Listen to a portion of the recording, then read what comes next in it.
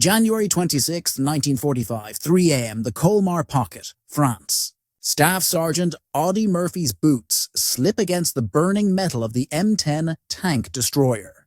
Black smoke stings his eyes. The acrid smell of diesel fuel fills his nostrils as flames crawl up the vehicle's hull, licking at his legs. Through the smoke and pre-dawn darkness, he counts them: 6 Tiger tanks, 250 German infantry, moving like ghosts through the snow-covered fields toward Holtzwihr. His hands find the 50 caliber machine gun, steady, no tremor. Behind him, the woods are empty because his unit has retreated on his orders, and he is alone.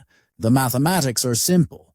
1 man, 1 burning vehicle that could explode at any moment, against an enemy force that has shattered entire battalions. German voices carry on the frozen air, confident and methodical, as they expect no resistance.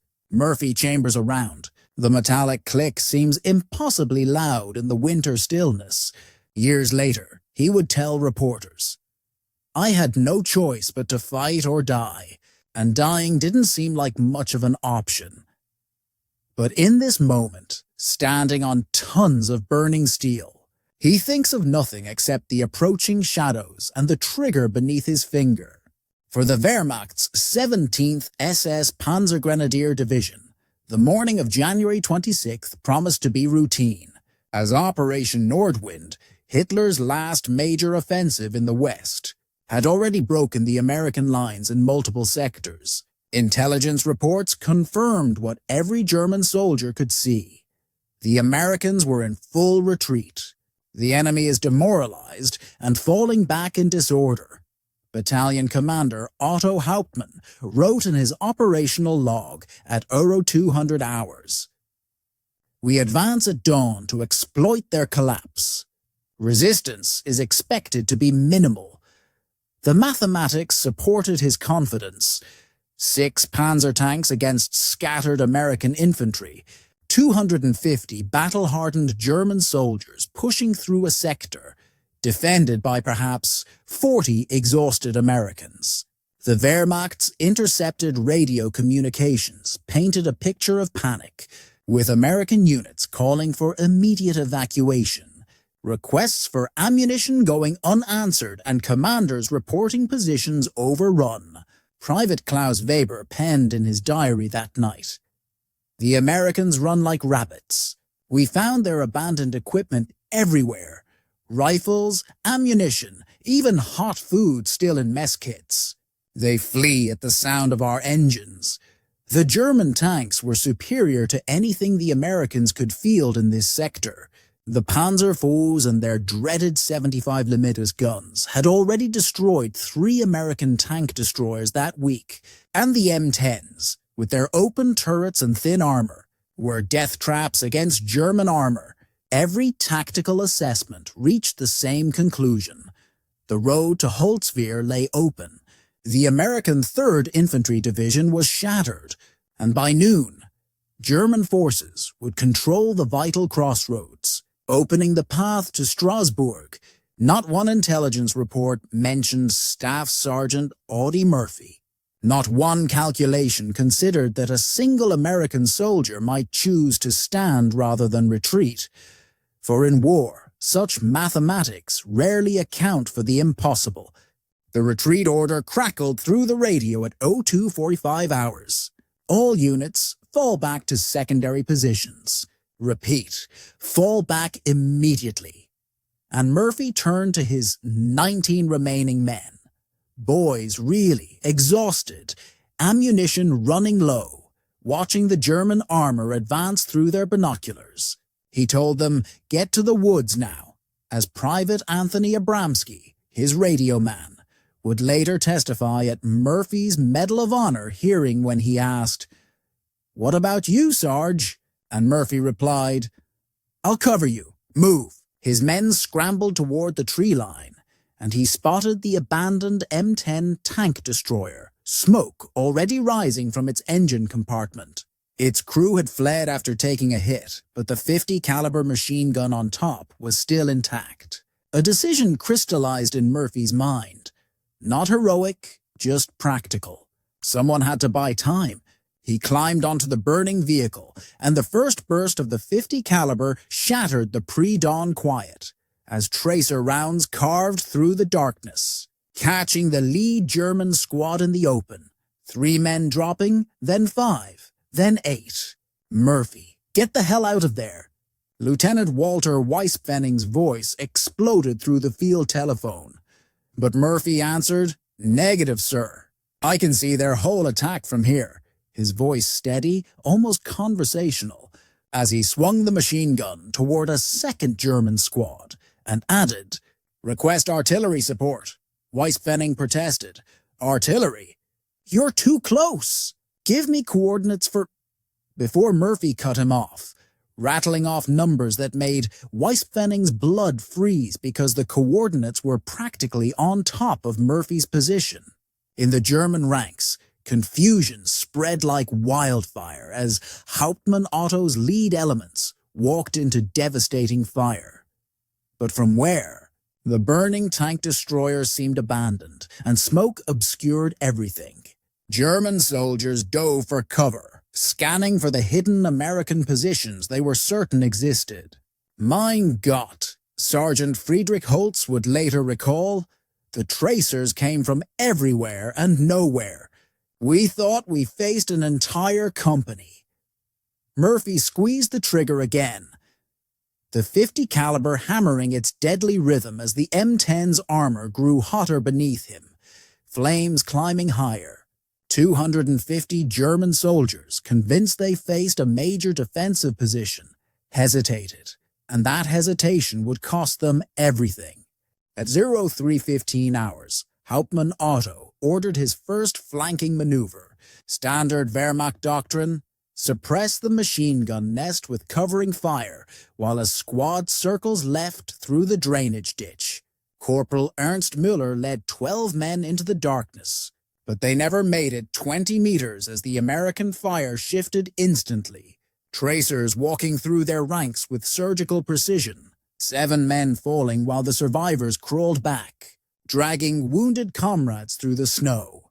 Heavy weapons platoon in fortified position, Müller gasped to his commander. At least 3 machine guns, coordinated fields of fire. Otto studied the battlefield through his binoculars. The burning tank destroyer sitting alone in the field, clearly abandoned, so the American positions had to be in the woods beyond. He ordered a second assault at 03:30, this time with armor support. Panzer Commander Lieutenant Wilhelm Braun advanced his tank carefully, cannon trained on the tree line, his radio crackling. "Braun, what do you see?" To which he answered, "Nothing. Just smoke and that burning wreck." Before the .50 caliber rounds walked across his tank's armor, sparking like fireflies. Then came the artillery, which Murphy had been calling in adjustments for 15 minutes, bringing the rounds closer, impossibly close to his own position. The first salvo bracketing Braun's tank perfectly. "Pull back! Pull back!" Braun screamed as shrapnel peppered his vehicle. By 03:45, German casualties exceeded 30 as radio intercepts captured the growing desperation. Request immediate reinforcement.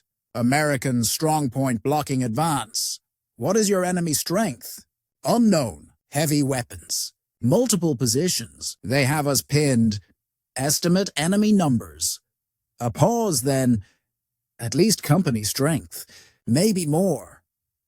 In the German ranks, something worse than confusion was spreading.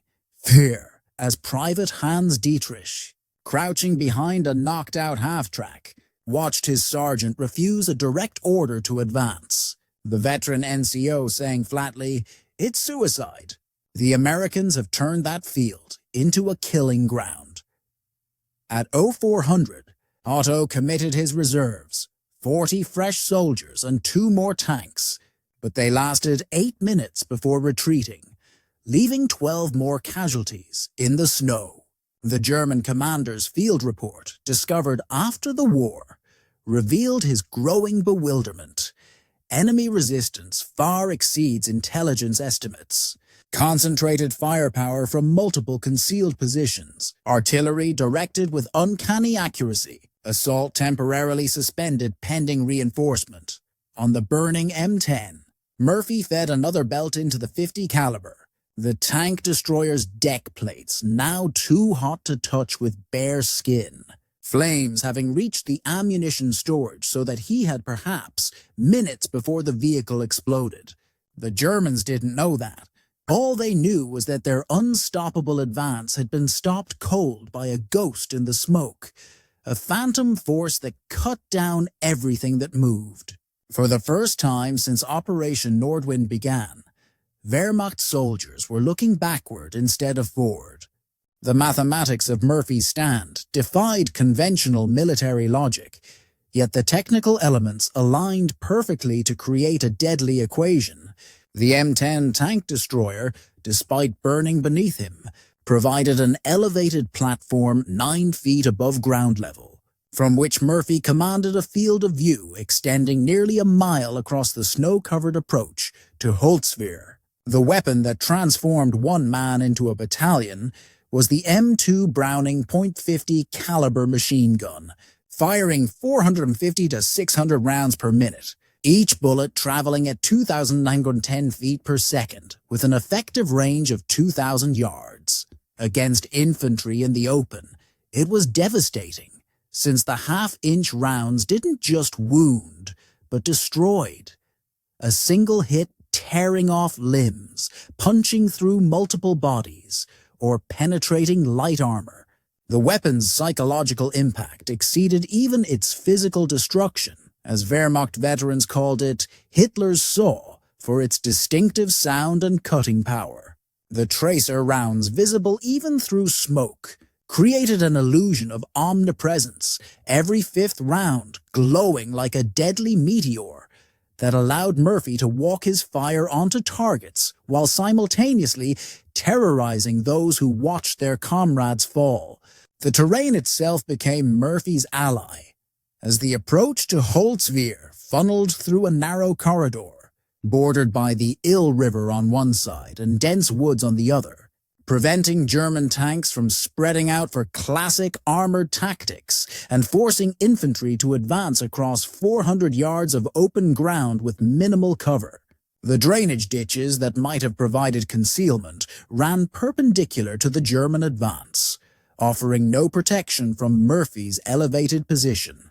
Most critically, Murphy transformed artillery into a precision weapon. Over his 28 months of combat, he had mastered the art of calling in fire danger close. With the field telephone at his position connected directly to the 18th Field Artillery Battalion, and speaking calmly while firing the machine gun, he adjusted rounds by sound and impact flash, walking them within 50 yards of his own position, saying, "Drop 5-0 and fire for effect," bringing 105mm shells down practically on his own head. Over the course of an hour, he directed more than 300 rounds with sniper-like precision, turning the approaching Germans into targets in a lethal shooting gallery. His systematic targeting revealed tactical genius, as Murphy didn't spray randomly but identified and eliminated leaders first. Officers with map cases, NCOs with MP40 submachine guns, radio men with antenna arrays, so that each burst served a purpose: kill leaders, create confusion, channel survivors into artillery kill zones. The burning M10 itself became a weapon, its smoke obscuring Murphy's exact position, while the flames created a heat shimmer that distorted German aim.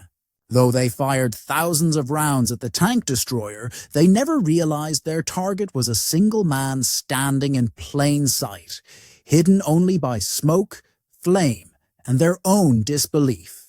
From the woodline, Private First Class Anthony Abramsky watched his sergeant through binoculars, unable to look away. He said later to investigators, "Murphy's voice came through the field telephone like he was ordering coffee. Real calm. Drop 5-0. Add 2-0. Fire for effect. Meanwhile, I could see flames climbing up his legs. The radioman pressed himself against a tree, flinching as German rounds whined overhead, but Murphy never flinched, never ducked. The .50 caliber's rhythm never faltered. Steady bursts. 3 to 5 seconds. Pause to acquire new targets, fire again. The TD's deck was glowing red. I mean glowing. You could see it through the smoke. Any second, I knew that ammunition was going to cook off. But Murph just kept firing. He'd shift the gun, fire. Call in artillery, fire. Like he was on a training range. Abramsky recalled, his voice breaking when he described the moment a German shell exploded 10 feet from Murphy. Shrapnel sparked off the turret. Had to hit him, but he never stopped firing. The gun just swung toward where that shell came from and opened up. 800 meters away, German Corporal Hans Müller pressed his face into the snow, trying to become invisible. In a 1962 interview, he recalled those minutes with haunting clarity. My squad leader, Feldwebel Kraus, stood up to rally us forward. The American gun found him instantly. Kraus, he came apart, just pieces. Then Gefreiter Hoffmann tried to run for better cover. The tracers followed him like they had eyes. He made maybe 10 steps. Müller watched 12 men from his company die in 5 minutes, saying, "We started to believe the Americans had a whole defensive line hidden in that smoke. How else? The fire came from different angles, different heights. Sometimes the gun would be shooting left while artillery landed right, then suddenly reverse. It was orchestrated, planned. We were fighting ghosts." Terror spread through whispers that Americans had secret weapons, new defensive positions, or reinforcements arriving in the night. Because, as Müller admitted, nobody wanted to say what we were all thinking, that we were being stopped by one man. It was impossible, shameful. So we told ourselves lies. Murphy himself would spend decades trying to explain what happened in his mind during that hour. Writing in his autobiography, To Hell and Back, he said, "Things seemed to slow down for me. I saw everything clearly. I wasn't scared anymore. I was outside myself, watching from somewhere else." In private conversations with fellow veterans, he was more specific. "I thought about Latty Tipton and Brandon, Joe Sieja, all the boys we'd lost.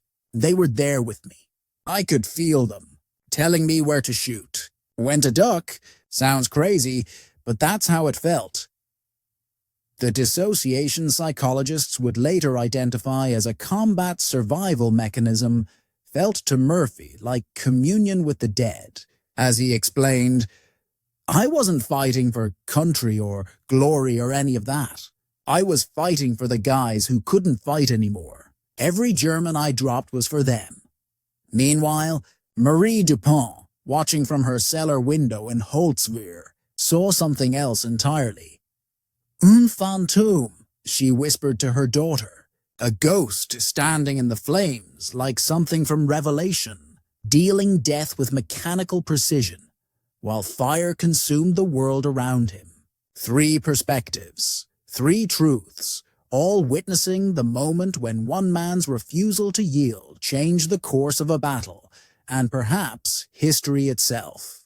At 04:15 hours, Lieutenant Wilhelm Braun made his final mistake, believing the American fire had slackened and ordering his Panzer IV forward to crush the resistance once and for all. The 40-ton tank rumbled across the frozen ground, its 75mm cannons swiveling toward the burning tank destroyer. Murphy saw it coming, blood running down his left leg where shrapnel had torn through his thigh, his uniform smoldering from ember burns, the M10's deck plates melted through his boot soles. But his voice remained steady on the field telephone as he said, "Fire mission, emergency, tank in the open. rattling off coordinates and then making a fatal adjustment. Drop 100. Fire for effect. The forward observer protested. That's danger close to your position. But Murphy snapped back. Fire the damn mission. Braun's tank closed to within 200 yards when the first 105mm rounds bracketed it. Murphy watched through the smoke, still firing the .50 caliber in short bursts to keep German infantry pinned as artillery did its work. The second salvo landed perfectly, 3 rounds straddling the Panzer with one scoring a direct hit on the turret ring. The tank lurched to a stop, smoke pouring from its hatches before the ammunition detonated, and the turret lifted completely off the hull, spinning through the air like a child's toy before crashing down in the snow. An image of invincible armor destroyed by a ghost in the smoke that shattered what remained of German morale. Ich gehe nicht weiter, Private Klaus Zimmermann shouted as he threw down his rifle. I'm not going any further, and others followed. First 1, then 3, then entire squads, as Lieutenant Friedrich Holtz's field report later captured. Row for 20 hours. Assault terminated. The men refused direct orders to advance. Feldwebel Kruger attempted to restore order and was shot by our own troops when he tried to force them forward. Casualties exceed 50. Withdrawal, authorized by battalion command. But withdrawal under fire became its own nightmare as Murphy's machine gun tracked their retreat with the same methodical precision. Artillery continuing to fall, now adjusted to catch fleeing troops. German soldiers abandoned weapons, equipment, wounded comrades, anything that might slow their escape from the killing ground. Hauptmann Otto's final radio transmission at 0428 recorded, "Attack failed. Enemy strength overwhelming. Withdrawing to start positions." The offensive that would open the road to Strasbourg, that would salvage German honor in Operation Nordwind's final phase, had been stopped cold, not by a regiment, not by a company, but by one sergeant standing on a burning vehicle, trading his life for time. At Aero 430, Murphy's machine gun finally fell silent as the M10's ammunition cooked off, small explosions rippling through the hull. He climbed down from the inferno and limped toward his own lines, leaving behind 53 German dead and the wreckage of Nazi ambitions in the Colmar Pocket.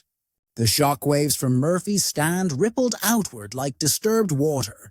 Within hours, the tactical situation across the entire Colmar sector had shifted as German commanders, receiving Otto's reports of overwhelming American resistance at Holtzwihr, hesitated to commit their reserves.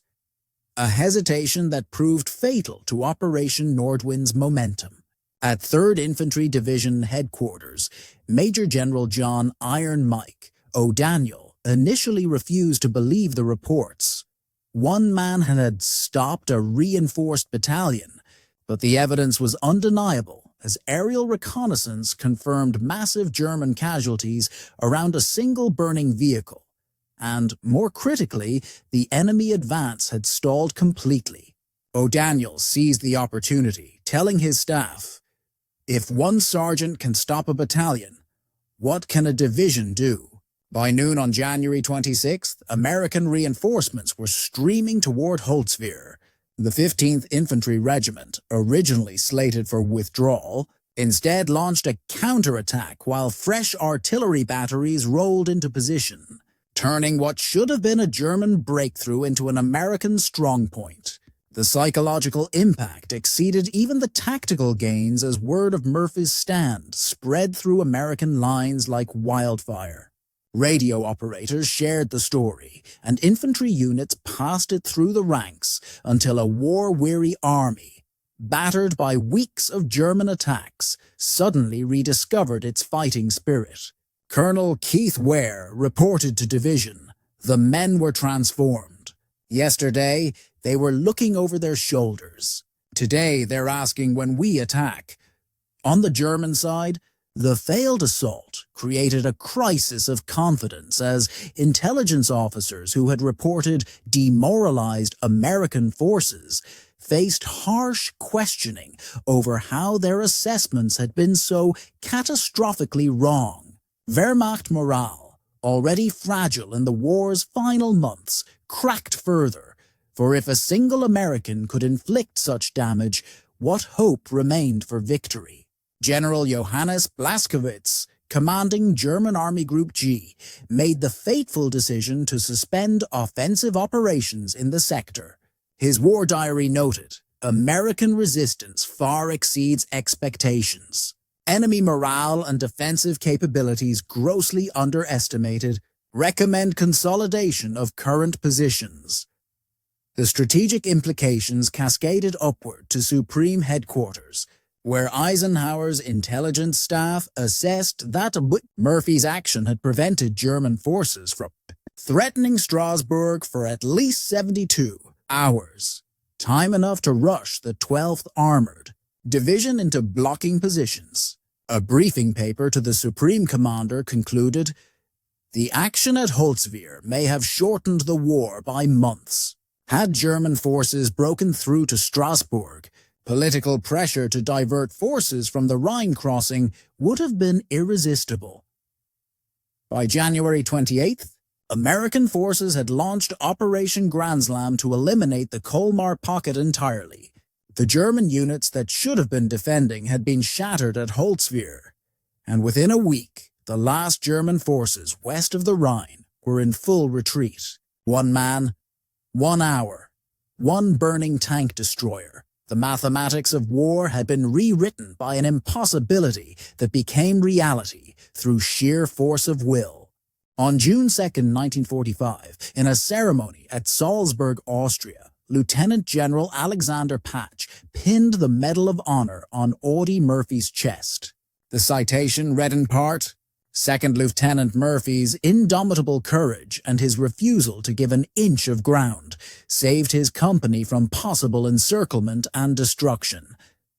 32 other decorations would follow, making the boy from Texas the most decorated American soldier of World War II.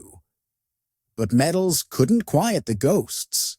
Murphy returned home to parades and Hollywood contracts, yet spent his nights reliving January 26th, sleeping with a loaded pistol under his pillow, diving for cover at thunder, and suffering flashbacks to the burning M10 at the smell of gasoline. "They call me a hero," he told his first wife, Wanda Hendricks, during one sleepless night. "But I never felt like one. Heroes are the ones who didn't come back. Latty Tipton was a hero. Brandon was a hero. I'm just the one who got lucky." The transformation was complete, but not in the way America expected, for the baby-faced soldier who'd lied about his age to enlist had become a man haunted by what survival demanded, speaking openly about his struggles and pioneering awareness of what would later be called PTSD. His vulnerability helped thousands of veterans realize they weren't alone in their nightmares. Meanwhile, across the ocean, German veterans underwent their own transformation. The Wehrmacht soldiers, who had dismissed Americans as weak and cowardly, now spoke with profound respect. At a 1968 veterans reunion in Munich, former Corporal Hans Müller approached an American delegation, specifically asking for Murphy. When they met, Müller stood at attention, then extended his hand, saying, "Herr Murphy, you were the devil himself that day. But you fought with honor. You saved your men. I wanted to shake your hand." Murphy gripped the German's hand, his eyes distant, replying quietly, "We were all just trying to survive." Other German veterans shared similar sentiments. Lieutenant Wilhelm Braun, who survived his tank's destruction, wrote in his memoirs, "Murphy taught us humility. One man stopped our finest troops, not with superior weapons or numbers, but with courage we had believed only Germans possessed. He showed us we had underestimated our enemy's spirit. The boy from Hunt County, Texas, who had picked cotton to help feed his siblings, had become a legend on both sides of the conflict. But Murphy himself remained focused on those who hadn't returned. Until his death in 1971, he visited veterans' hospitals, spoke at memorial services, and quietly helped struggling veterans' families, insisting to the end, "The real heroes are the ones whose names are on gravestones, not medal citations." 79 years later, military academies still study the tactical lessons of Holtzwihr. At West Point, instructors use Murphy's stand to demonstrate force multiplication through superior positioning, combined arms coordination, and psychological warfare. The principle remains timeless. One soldier with the right weapon, in the right place, with the right mindset, can change everything. Modern psychological research has decoded what Murphy experienced on that burning tank. Destroyer. Dr. Rachel Morrison's groundbreaking studies on combat flow states reveal how extreme stress can trigger extraordinary performance. The dissociation Murphy described, watching himself from outside his body, represents the mind's ability to transcend normal limitations when survival demands the impossible. But reducing Murphy's stand to tactics and psychology misses the deeper truth. For this is fundamentally a human story about the moment of choice that defines us all. When every instinct screams retreat, when logic dictates surrender, when survival means abandoning others, what do we do?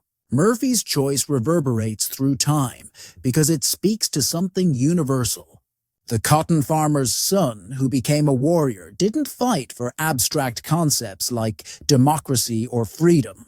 He fought for the 19 teenagers behind him in the woods, for the ghosts of friends already fallen, for the simple principle that some things matter more than living.